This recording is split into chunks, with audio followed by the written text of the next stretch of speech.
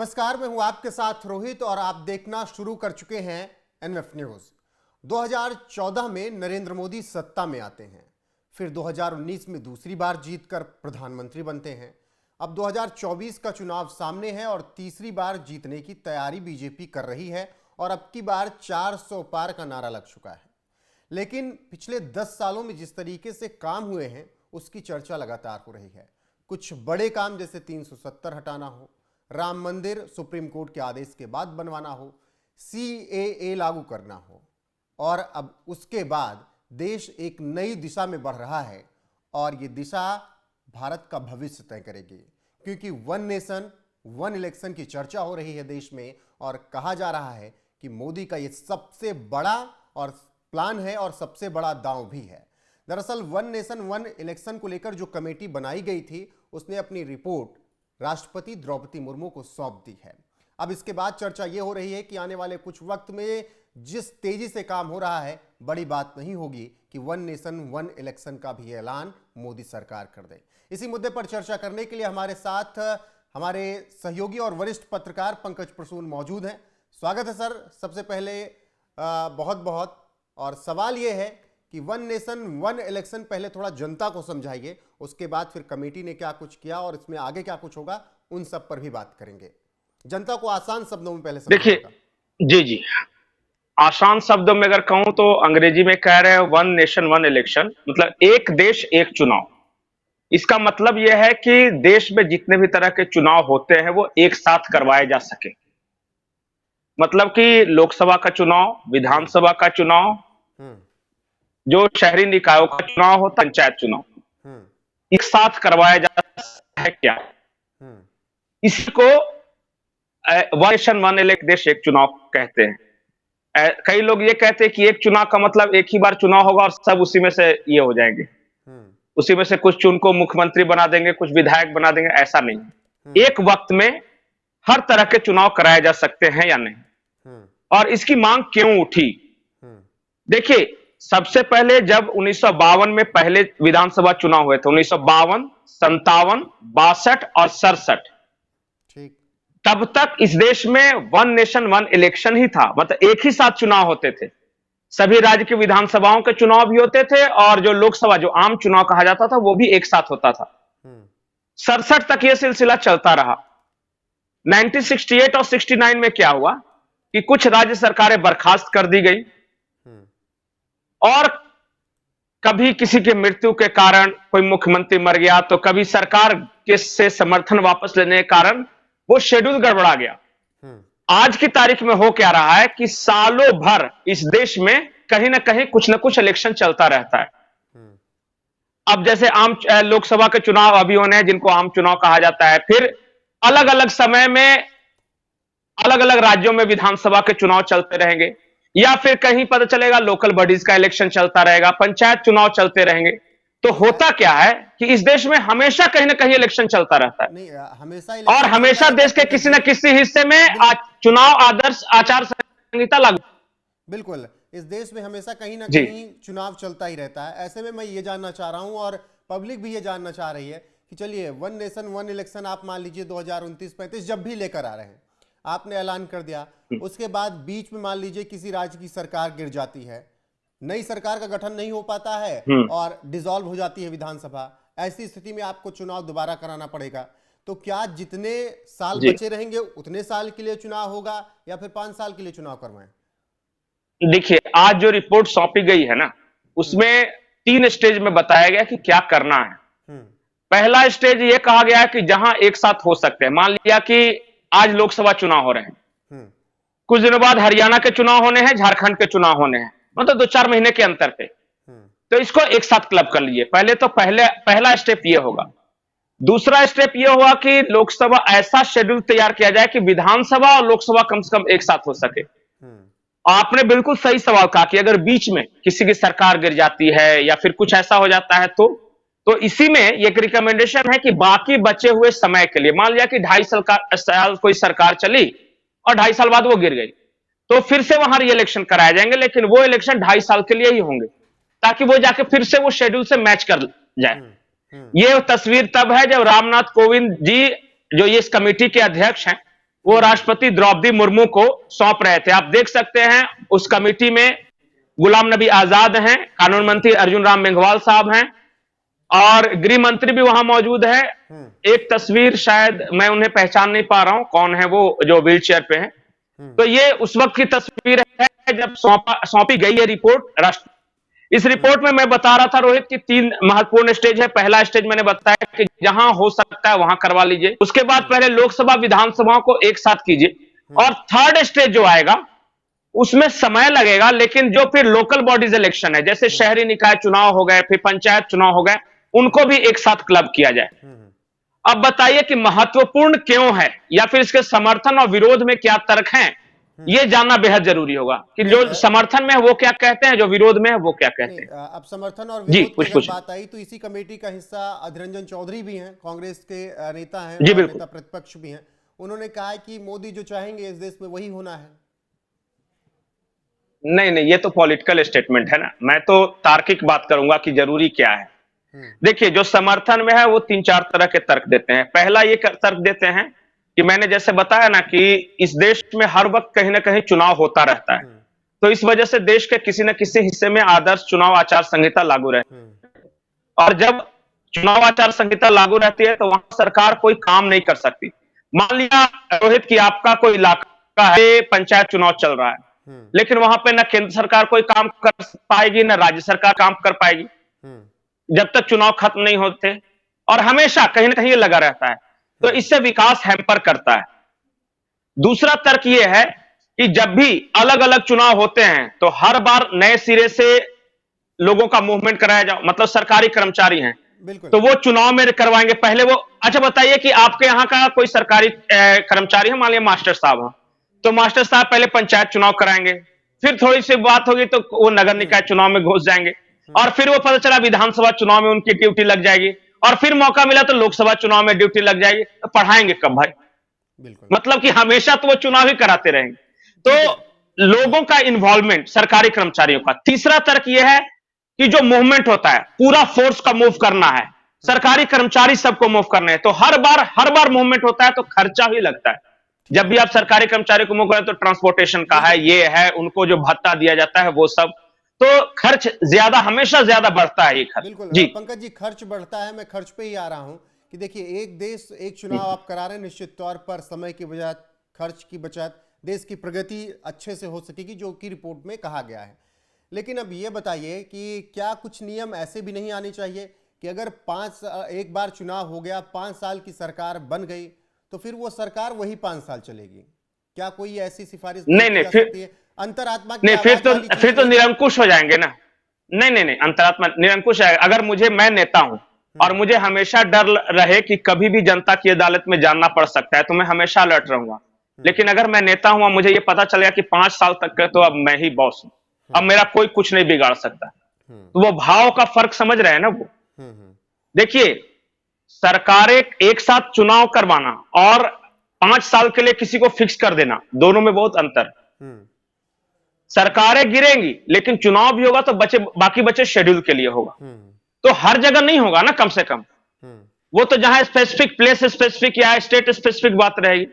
मैं एक आकलन देख रहा था, ये एडीआर की रिपोर्ट है, एसोसिएशन ऑफ डेमोक्रेटिक रिफॉर्म। ये कह रहे थे कि अगर इस देश में सिर्फ विधानसभा चुनाव एक साथ करा लिया जाए ना, तो 5,500 करोड़ शुद्ध बचत होगा सरकार को। बिल्कुल, सिर्फ इतना कराने। अगर लोकसभा और विधानसभा चुनाव एक साथ कराए जाते हैं पूरे देश में, तो 8,300 करोड़ का बचत है, 3,000 करोड़ का और बचत। और अगर लोकल बॉडीज इलेक्शन जैसे कि नगर निकाय चुनाव, पंचायत चुनाव, विधानसभा चुनाव और लोकसभा चुनाव एक साथ कराए जाते हैं, तो इस देश के टैक्स पेयर का, हमारा आपका 13,000 करोड़ रुपया बचेगा। सिर्फ चुनाव कराने में जो खर्च होते हैं उससे बच के इतना हो जाएगा। बिल्कुल। और यही सब इस कमेटी ने पेश भी किया। वो तस्वीरें आप दिखाइएगा जिसमें राष्ट्रपति द्रौपदी मुर्मू को, अगली वाली तस्वीर भी दिखाइएगा, पेश की गई है रिपोर्ट। आपको बता दें कि इसमें जो केंद्र सरकार की तरफ से कमेटी गठित की गई, उसमें गृह मंत्री अमित शाह को देख रहे हैं, राज्यसभा में विपक्ष के पूर्व नेता गुलाम नबी आजाद, 15वें वित्त आयोग के अध्यक्ष एनके सिंह और पूर्व लोकसभा महासचिव सुभाष कश्यप भी शामिल है। ये सब तस्वीरों में आपको दिख रहे हैं। तो इन सब ने जो एक और महत्वपूर्ण बात रोहित जी, पंकज जी, मैं ये कह रहा था कि ये जो सिफारिश लागू की गई है, जो कमेटी बनी है, ऐसा नहीं है कि मोदी सरकार के दिमाग में आया, जहन में आया और उन्होंने बना दिया। सबसे पहले विधि आयोग ने इसकी सिफारिश, सबसे पहले चुनाव आयोग ने इसकी सिफारिश की थी। चुनाव आयोग के बाद विधि आयोग ने सिफारिश की थी, मतलब जो लॉ कमीशन कहते हैं। तीसरा संवैधानिक आयोग ने सिफारिश की थी, जो सुभाष कश्यप साहब को आप देख रहे हैं ना, वो संवैधानिक विशेषज्ञ थे। जब इतनी सारी सिफारिशें आई तो नेशनल लॉ कमीशन ने 2 बार लोगों से राय मांगी। एक बार 2018 में वेबसाइट खोला और कहा कि आप अपनी राय दे सकते हैं पक्ष में या विपक्ष में, तो उस वक्त 5.25 लाख सुझाव आए थे। उसके बाद फिर से 2023 में फिर से खोला कि अगर बच गया हो, कि मान लिया कि आप अपनी राय पहली बार नहीं दे सकते, तो फिर से 5.25 लाख राय आए हैं। तो 10 लाख लोगों ने सुझाव दिया है, संवैधानिक सुझाव दिया है, चुनाव आयोग ने सुझाव दिया है, और जब सब सुझाव आ गए तब कमेटी ने एक रिपोर्ट तैयार की है प्रोज एंड कॉन्स को देखते हुए, तब ये 18,626 पन्नों की रिपोर्ट बनी है, उसे पेश किया गया है। ठीक है पंकज जी, इसके साथ एक ये भी सिफारिश है कि एक वोटर लिस्ट और एक आईडी कार्ड इस देश में होना चाहिए। कमेटी ने सिफारिश की है कि लोकसभा, विधानसभा, नगर पालिकाओं और पंचायतों के चुनाव के लिए एक जैसी मतदाता सूची और पहचान पत्र की व्यवस्था की जानी चाहिए, और इसके लिए अनुच्छेद 325 को संशोधित किया जा सकता है। जी बिल्कुल, देखिए होता क्या है कि मैं अपने आप में एक अनुभव बताता हूं कि लोकसभा चुनाव होते हैं तो उसी कंस्टिट्यूएंसी में मतदाताओं की संख्या कम रहती है, लेकिन जब पंचायत चुनाव हो जाते हैं तो पता नहीं कहां से बढ़ जाते हैं। तो इंसान तो उतने ही है ना, वोटर तो इतने ही हैं, फिर ये बढ़ घट कैसे जाते हैं भाई? इसका मतलब है या तो पहले वाले लोकसभा चुनाव में कोई वोटर छूट गया होगा, या फिर किसी ने फर्जी अपना यहां बनवा लिया होगा। तो एक ही तरह का वोटर लिस्ट, अब एक साथ चुनाव होंगे तब तो वही होगा ना। देखिए ये बहुत बड़ी सिफारिश नहीं है कि एक साथ चुनाव अगर हर तरह के होंगे तो एक ही वोटर लिस्ट तरह से चेक किया जाएगा, एक ही बार जाएगा आदमी, हर तरह के चुनाव के लिए मतदान कर सकेगा। ज्यादा देखिए फोर्स मोबिलाइजेशन भी एक ही साथ होगा, सरकारी कर्मचारियों को भी 5 साल में एक ही बार ड्यूटी लगेगी, या फिर जो उस अवस्था जो एक्सेप्शनल केसेस हम बोल रहे हैं कि गिर गई सरकार या कुछ हो गए तब। तो इससे समझिए कितना रिसोर्सेज बचेगा, समय की कितनी बचत होगी, और एक बार जो सरकार आ गई वो फ्री होकर काम कर सकेगी। ऐसा नहीं कि मैं आज सरकार में आया और मेरी इच्छा है कि आज मुंबई को पुणे से मैं सुपर एक्सप्रेसवे से जोड़ दूं, एक नया अल्टरनेट एक्सप्रेसवे तैयार करूं, लेकिन पता चलेगा कि मुंबई में कोई ऑब्जेक्शन नहीं है, पुणे में कोई ऑब्जेक्शन नहीं है, लेकिन जो लोखंड वाला है वहां पे कोई लोकल बॉडीज का इलेक्शन हो रहा है, वहां चुनाव प्रचार के कारण वहां हम काम नहीं कर पा रहे हैं क्योंकि चुनाव आचार संहिता लगी हुई है। ऐसा भी होता है। बिल्कुल। तो इसलिए कह रहा है कि जी बिल्कुल पंकज जी, और अभी मैं एक रिपोर्ट भी आपको पढ़कर बताऊंगा कि एक चुनाव और एक देश एक चुनाव को लेकर कोर्ट के एक फैसले को भी उसमें शामिल किया गया है। अभी मैं थोड़ी देर में वो बताता हूं, लेकिन उससे पहले एक सवाल मेरा और रहेगा। चलिए पहले वही बता देते हैं जो इस वक्त मैं आपको बताना चाह रहा हूं कि कमेटी ने एक देश एक चुनाव की पैरवी करते हुए केशवानंद भारती बनाम केरल सरकार केस में सुप्रीम कोर्ट के फैसले का जिक्र भी किया है। कोर्ट ने अपने फैसले में उस वक्त कहा कि समाज को बंधन में बांधे रखना संभव नहीं, समाज बढ़ता है, उसकी आवश्यकताएं बदलती हैं, उन आवश्यकताओं के अनुरूप संविधान और कानून को बदलना पड़ सकता है, कोई भी एक पीढ़ी आने वाली पीढ़ी को बांध नहीं सकती, इसीलिए बुद्धिमानी से तैयार किया गया प्रत्येक संविधान अपने स्वयं के संशोधन का प्रावधान करता है। कमेटी ने कहा है कि हम विचार विमर्श करने के बाद इस निष्कर्ष पर पहुंचे हैं कि हमारी सिफारिशों से पारदर्शिता, समावेशिता, सहजता और मतदाताओं का विश्वास काफी बढ़ जाएगा। एक साथ चुनाव कराने के लिए जबरदस्त समर्थन मिलने की उम्मीद है, विकास प्रक्रिया और सामाजिक एकजुटता को भी बल मिलेगा, लोकतांत्रिक व्यवस्था की नींव को गहराई मिलेगी, भारत की आकांक्षाएं भी साकार होंगी। तो जो कोर्ट ने पंकज जी जिक्र किया है केशवानंद भारती बनाम केरल सरकार केस का, उन्होंने बताया है कि किसी भी देश को बंधन में बांधे नहीं रखा जा सकता, वक्त वक्त के साथ आपको बदलना पड़ता है, और ये दौर बदलाव का है, एक देश एक चुनाव का है। नहीं बिल्कुल, संविधान में संशोधन तो ऐसे भी होते रहे हैं इस देश में कई बार, तो हमारा तो चलायमान संविधान है, ऐसा कोई रिजिड डॉक्यूमेंट नहीं है कि जिसमें कुछ किस तरह का परिवर्तन हो ही नहीं सकता। और केशवानंद भारती केस की एक और महत्वपूर्ण बात बताता हूँ, ये सबसे बड़ी बेंच थी सुप्रीम कोर्ट की जो बैठी थी, और सबने फैसला दिया था उस वक्त मिलजुल के, तो ये कॉन्स्टिट्यूशनल बेंच थी। तो एक चीज और है कि अब सिर्फ अगर प्रोज एंड प्रोज बताते रहे कि फायदा ही फायदा है तो हाँ, मैं बात उसी पे आ रहा था, बनेगी घाटा कुछ क्या है? यहीं से लेकर। हम्म। जी, घाटा क्या है कि कुछ लोगों का ऐसा मानना है कि जब एक साथ चुनाव होंगे तो राष्ट्रीय मुद्दे हावी रहेंगे, स्टेट का मुद्दा पीछे छूट जाएगा। तो इस बात को लेके वो ऑब्जेक्शन कर रहे हैं। दूसरी बात है कि उनका कहना है कि राष्ट्रीय पार्टियों को इससे फायदा होगा, हम्म। क्योंकि राष्ट्रीय पार्टियां एक साथ पूरे देश में कैंपेन वगैरह चला सकेंगी और क्षेत्रीय पार्टियों की आवाज कहीं ना कहीं दब जाएगी। हम्म। तीसरी बात यह है कि हमारा संविधान, जैसे कि आपने कहा ना कि बीच में अगर सरकार गिर गए हम्म। तो इसमें सिफारिश है कि बाकी बचे पीरियड के लिए। तो उन्होंने कहा कि हम चुनाव लड़ेंगे, हमारा खर्चा उतना ही बैठेगा और हम 2.5 साल के लिए काहे विधायक बने, हम्म। जब जीतेंगे तो 5 साल के लिए बनेंगे। हम्म। तो इस तरह के ऑब्जेक्शंस हैं, ये 3-4 ऑब्जेक्शंस और भी कुछ। कि एक और बात कही गई है कि ये हमारा संविधान ये इजाजत देता है कि कोई भी राज्य हमारे देश में शामिल हो सकता है या फिर कोई भी राज्य को अलग करके 2 राज्य बनाए जा सकते हैं। तो बोला कि वैसे केस में तो भाई जब बीच में राज्य बनेगा तो बीच में चुनाव करवाना पड़ेगा। हम्म। उसमें मान लिया कि एक मान लिया बिहार विधानसभा थी हम्म। और झारखंड बिहार को अलग होना था। तो भाई झारखंड में तो कार्यकाल पूरा हुआ नहीं था, तो हाँ। भाई अलग राज्य बने। तो वहां के लोग कह रहे कि अलग राज्य बन गया तो हमारा चुनाव करवा दो। तो बोले कि नहीं, हम तो वहां 5 साल के लिए जीत के आए थे ना विधायक, हम्म। तो राज्य बना है पर हम अपनी विधायकी क्यों गंवाएं। तो इस तरह के कुछ जो ऑब्जेक्शंस हैं और भी कई ऑब्जेक्शंस हैं केंद्र राज्य संबंधों को लेकर। कहा यह जा रहा है कि केंद्र हावी हो जाएगा उसमें, हम्म। क्षेत्रीय पार्टियों को नुकसान होगा, हम्म। राष्ट्रीय मुद्दे ज्यादा ये हो जाएंगे, क्षेत्रीय मुद्दों को बिल्कुल। दबा दिया जाएगा। अब बताइए, मैं वोट देने गया और मुझे देना है पंचायत का भी वही एक ही साथ। अब मेरे दिमाग में तो नरेंद्र मोदी है। नहीं, अब एक ही मैं तो बूथ में मैं एक वही, बार अंदर गया पंकज जी वही कह और रहा था, हर कोई सिंबल कैटेगराइज कहीं अलग गया अलग है। नहीं कर सकता। देखिए, नहीं सब कोई, और एक चीज और है कि हर आदमी इतना दिमाग से स्ट्रांग पढ़ा लिखा नहीं है। अब मैं गया और बाहर कोई नारा लगा रहा है मोदी मोदी, तो मैं पता चला ऊपर से लेकर नीचे सब मोदी मार के चला आऊंगा, इसका भी तो संभावना है। हम्म। और तो अब मुझे ये कैसे डिफरेंशिएट कर पाऊंगा कि मेरे राज्य के लिए नवीन बाबू अच्छे हैं और केंद्र के लिए नरेंद्र मोदी अच्छे हैं और हम्म। मेरे पंचायत के लिए ये अच्छा है। हम्म। ये तो उसमें प्रभावित होने की संभावना ज्यादा है, ये मैं कहना चाह रहा था। बिल्कुल। तो ये मैंने बहुत ऑब्जेक्शंस भी बता दी। बहुत विस्तार से आपने बताया। और आखिरी सवाल मेरा ये कि आज अगर रिपोर्ट पेश कर दी गई है, पिछले 7 महीने से लगातार रिपोर्ट पर काम हुआ है, अगर वन नेशन वन इलेक्शन, एक देश एक चुनाव लागू करने की बात हो रही है, तो कब तक आपको लगता है कि ये देश तैयार हो जाएगा? कब तक ऐलान हो सकता है? देखिए आज है 14 तारीख, 14 मार्च। 14 मार्च अब एक या 2024। 2 दिन, 2024 जी। हम्म। अब जो संभावना है कि अगले 2 से 3 दिनों के अंदर चुनाव आयोग प्रेस कॉन्फ्रेंस कर देगा। हम्म। चुनाव आयोग की नियुक्ति भी आज ही या कल होनी है, आज हम्म। शाम शाम तक, यानी कल जो 2 रिक्त पद थे। हम्म। तो कुल मिला के आचार संहिता लगने वाला है, तो 2024 तो खत्म, मतलब इसमें तो अब नहीं आएगा। हम्म। अब हम संभावना व्यक्त कर सकते हैं कि 2029 में, हम्म। और उस वक्त कुछ कुछ राज्यों को क्लब करते जाएंगे धीरे धीरे करके। जैसे मान लिया कि एक राज्य में अभी इलेक्शन है, दूसरे राज्य में 2 महीने बाद है, तो दोनों का एक साथ करा दूं। तो ऐसे क्लब करते करते कुछ क्लस्टर्स बन जाएंगे। हम्म। और उस वक्त तो क्या होगा कि 2029 में वैसे क्लस्टर्स जिनका लोकसभा के आसपास पड़ता है, मान लिया कि झारखंड के, हरियाणा के चुनाव एक साथ होते हैं, हम्म।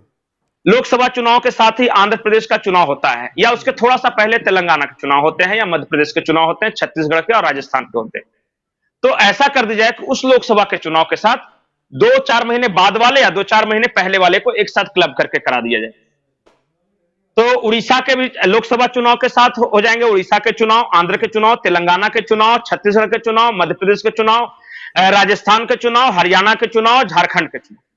ठीक। एक क्लस्टर्स में 8 राज्य आ गए। हम्म। तो ऐसे कर करके धीरे धीरे क्लब किया जाएगा। और हो सकता है कि अब इसमें तो समय लगेगा, लेकिन मुझे यह उम्मीद है कि 2029 तक हो सकता है कि देश के आम चुनाव के साथ ही अधिकतर राज्यों के चुनाव हो जाए। जो बचा खुचा रहेगा उसको सेकंड पार्ट में एक और क्लस्टर बना के कर दिया जा सकता ठीक है है। पंकज तो जी। ये होता है, लेकिन फिर भी पैसे बचेंगे उसमें। ठीक है। और अब आपको समझ आ गया होगा कि एक देश एक चुनाव की चर्चा जो हो रही है वो है क्या, और किस तरीके से यह सरकार वन नेशन वन इलेक्शन को लेकर रणनीति बना रही है। रिपोर्ट सौंप दी गई है और अब इसके बाद आगे क्या कुछ होगा, जानकारी आपको यहाँ पर लगातार मिलती रहेगी। फिलहाल पंकज जी, इतनी अंदर की जानकारी देने के लिए आपका बहुत बहुत शुक्रिया। और दर्शकों को भी समझ आ गया होगा कि देश अब किस तरीके से आगे बढ़ रहा है और एक देश एक चुनाव की बात क्यों हो रही है। तो फिलहाल दर्शकों का ये वीडियो देखने के लिए बहुत बहुत आभार। कमेंट करके अपनी राय हमें जरूर दीजिएगा। नमस्कार।